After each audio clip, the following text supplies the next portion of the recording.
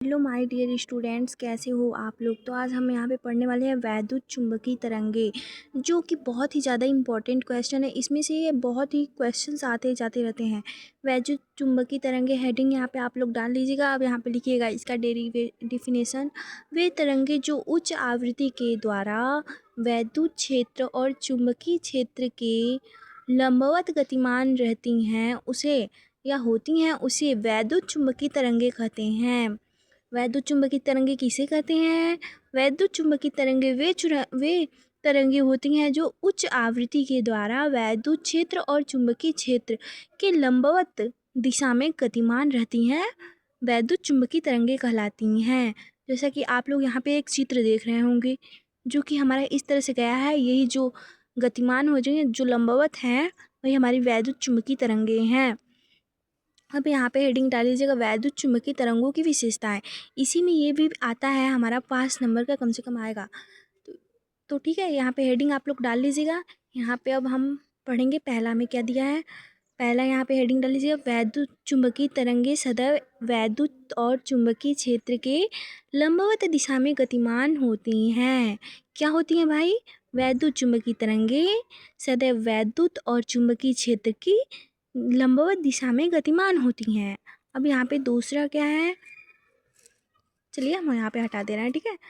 निर्वात में वैद्युत चुंबकीय तरंग की चाल के बराबर निर्वात में वैद्युत चुंबकीय तरंग की चाल के प्रकाश के चाल के बराबर होती है। यदि निर्वात की चुंबकनशीलता म्यू नॉट तथा माध्यम का वैद्युतशीलता एप्सिलॉन नॉट हो तो प्रकाश की चाल c बराबर 1/√में mu nought into epsilon nought. ठीक है, अब यहाँ पे हमारा तीसरा और चार दो और परिभाषाएं हैं, जिन्हें आप लोग देख लीजिए। क्या है भाई हमारी परिभाषा? यदि वैद्युत क्षेत्र का आयाम एप्सिलॉन नॉट तथा चुंबकीय क्षेत्र का आयाम b नॉट हो तो प्रकाश की चाल वैद्युत क्षेत्र के आयाम तथा चुंबकीय क्षेत्र के आयाम के बराबर होती है, यानी c = एप्सिलॉन नॉट बटा के b नॉट। एप्सिलॉन नॉट को हम लोग क्या कहते हैं? वैद्युत क्षेत्र का आयाम। चुंबकीय क्षेत्र यानी b नॉट को हम लोग कहते हैं चुंबकीय क्षेत्र का आयाम। अब यहाँ पे चौथा में क्या है?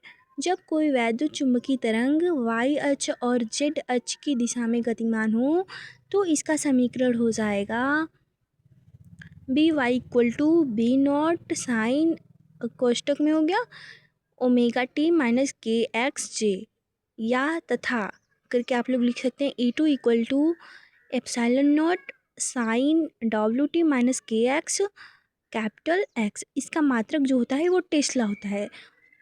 टेस्ला इसका मात्रक जो होता है वो वोल्ट प्रति मीटर या टेस्ला कहेंगे इसको, ठीक है। अब यहाँ पे हमारा पांचवा और छठवां दो और बचे हैं, इसको हम सही से कर लेते हैं। वैद्युत चुंबकीय तरंग में वैद्युत ऊर्जा का घनत्व यानी UE = 1/2 E epsilon not E²। इसका मात्रक होता है जूलाम प्रति मीटर क्यूब। चुंबकीय ऊर्जा इसी का दिया हुआ है, वहाँ पे देख लीजिएगा। अब वैद्युत चुंबकीय तरंग में कुल ऊर्जा घनत्व वैद्युत ऊर्जा घनत्व तथा चुंबकीय ऊर्जा घनत्व के योगफल के बराबर होता है।